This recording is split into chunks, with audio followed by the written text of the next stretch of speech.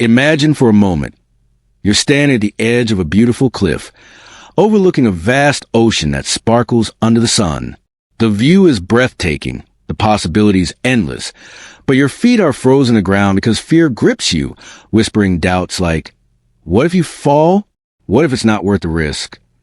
We've all been there, haven't we? That moment when a dream calls to us, whether it's launching a new venture, rekindling a hobby, or simply voicing an opinion in a family gathering. But fear steps in like an uninvited guest, paralyzing us. For those of us in our 50s, 60s, and beyond, this fear can feel even heavier, accumulated from years of responsibilities, setbacks, and a quiet voice reminding us of our age. But here's a bold truth that might surprise you. Fear isn't a stop sign, it's a starting line. It's a signal that something worthwhile is just ahead. Today, as your guide and fellow traveler on this path of personal growth, I'm excited to share 5 transformative ways to overcome fear and take action. These aren't just theories. They're practical tools drawn from the lives of real people who've turned hesitation into momentum. We'll explore each one deeply, with stories that mirror your own experiences, so you can see yourself in them and feel empowered to apply them right away. So, settle in, grab a cup of tea or coffee, and let's embark on this journey together. By the end, you'll have a roadmap to not just face your fears, but to dance with them toward a more vibrant life. Let's start with the foundation, reframing your fear as a guide rather than a barrier. You see, fear is an ancient survival mechanism, hardwired into our brains from caveman days to protect us from real dangers like saber-toothed tigers. But in our modern lives, it often overreacts to perceived threats, like the fear of judgment or failure, which aren't life-threatening but can feel just as scary. The key is to shift your perspective. View fear not as an enemy trying to sabotage you, but as a wise advisor highlighting areas where growth is possible. When you reframe it this way, that knot in your stomach becomes a nudge toward excitement, a sign that you're about to expand your horizons. This approach reduces emotional power fear holds over you and turns it into fuel for progress. Consider Susan, a 62-year-old retiree from a small town in Ohio. After decades as a schoolteacher, she retired with a burning desire to write a memoir about her family's immigration story. But fear loomed large. What if it's terrible? What if my kids think it's silly? What if no one cares? These questions kept her notebook closed for months. Then, during a quiet walk one autumn afternoon, she had an epiphany. She realized her fear wasn't about the writing itself, but about vulnerability, sharing her heart with the world. Instead of fighting it, she reframed it. This fear means my story matters deeply to me. It's guided me to something authentic. She began by journaling one page each morning, treating her fear as a companion, urging her to be honest and brave. Over time, as she shared drafts with a trusted friend, the fear softened. A year later, Susan self-published her book on a simple online platform. It wasn't a bestseller, but it connected with her community, leading to invitations to speak at local historical societies. Now, she looks back and says, that fear was my guide to rediscovering my voice. To apply this in your life, start small. The next time fear arises, say, about joining a community class or reaching out to an old friend, pause and breathe deeply. Ask yourself, what is this fear protecting me from, and what opportunity is it pointing toward? Jot down your answers in a notebook. Then rephrase the fear positively. I'm scared because this matters. This simple shift can dissolve resistance and open doors. Practice it daily, and you'll notice fear becoming less of a roadblock and more of a roadmap, leading you to richer experiences. Moving on to our second way, start small to build momentum. One of the biggest myths about overcoming fear is that you need a heroic, all-or-nothing leap. In reality, grand gestures often lead to burnout or overwhelm. Instead, the science of habit formation tells us that small, consistent actions create neural pathways in our brains, making bigger steps feel natural over time. It's like rolling a snowball downhill. It starts tiny but gathers size and speed with each turn. By breaking down your goal into bite-sized pieces, you trick your fear response into quieting down, because each step feels achievable and low risk. This builds a sense of accomplishment, releasing feel-good chemicals like dopamine that motivate you to keep going. Let's look at John, a 55-year-old accountant from London who had always harbored a secret passion for ballroom dancing. Growing up, he watched his parents glide across the floor at weddings, but as an adult, fear of embarrassment, looking clumsy in front of others, kept him sidelined. "I'm too old to start now," he'd tell himself. But after his wife's gentle encouragement, John decided to start small. He didn't rush to a dance studio.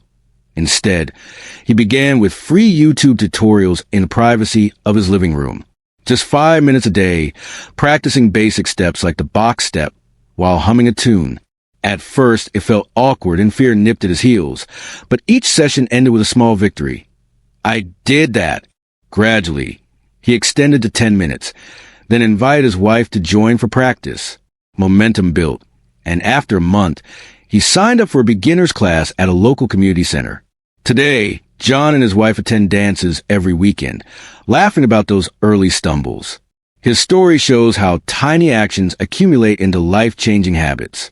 For you, here's a practical plan. Identify a fear block goal, like learning a new skill or improving your health. Break it into the smallest possible first step. Perhaps researching online for 10 minutes or walking around the block. Do it today, without overthinking. Track your progress and journal, noting how each step makes you feel stronger. Celebrate with something simple, like a favorite treat. Over weeks, these small wins will compound, turning fear into familiarity and hesitation into habit. Remember, momentum isn't about speed. It's about steady forward motion. Our third strategy is to surround yourself with support. Humans are social creatures, and fear thrives in isolation, amplifying doubts through an echo chamber in our minds. But when we share our fears with supportive people, it diffuses their power. Psychologists call this social buffering. A kind word, shared experience, or gentle accountability can provide perspective, reminding us that our fears are common and conquerable. This network acts as a safety net, making risks feel less daunting because we know we're not alone. Take Margaret, a 58-year-old homemaker from Sydney, Australia, who dreamed of turning her love for baking into a small business. After raising 3 kids, she had recipes that friends raved about, but fear of failure and criticism, "What if it flops and I waste money?" kept her in the kitchen. One day, feeling particularly stuck, she confided in a neighbor who suggested joining a local women's entrepreneur group. Reluctantly, Margaret attended her first meeting, sharing her idea amidst a circle of encouraging faces. The group offered practical advice, like starting with low-cost markets and emotional support, cheering her on through texts and check-ins. With their backing, she baked her first batch for a farmer's market stall. Sales were modest at first, but the positive feedback fueled her. Today, Margaret runs a thriving online cupcake business, crediting her support squad for helping her push past fear. "They believed in me when I couldn't," she says. To build your own support system, start by listing 3 people in your life who uplift you: a spouse, friend, or even a distant relative. Reach out this week. I've been thinking about your goal, and I'd love your thoughts. If personal connections feel sparse, explore online forums, local clubs, or groups like Meetup for Seniors pursuing similar interests. Schedule regular check-ins to share progress and setbacks. This vulnerability might feel scary at first, but it's the bridge to collective strength. With support, fear loses its isolation, and action becomes a shared adventure. Now, let's delve into the fourth way. Visualize success, not failure. Our minds are powerful storytellers, often defaulting to worst-case scenarios because a negativity bias evolved for survival.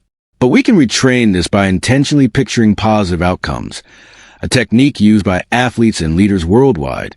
Visualization activates the same brain regions as actual experience, building confidence and reducing anxiety.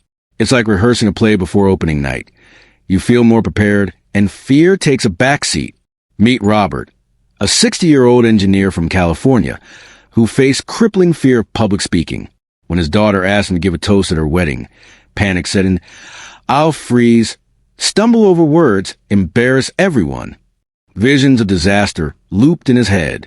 Drawing from a self-help book, he began a daily visualization ritual. Each morning, over coffee, he'd close his eyes for 5 minutes, imagining himself at the podium. Smiling confidently, speaking clearly about cherished memories, seeing his family's warm reactions, the applause, the hugs. He even practiced aloud, incorporating gestures. As the wedding approached, those positive images overshadowed the fears. On the day, Robert delivered a heartfelt, tear-jerking toast that became the highlight of the evening. Visualization made the unknown feel familiar, he reflects.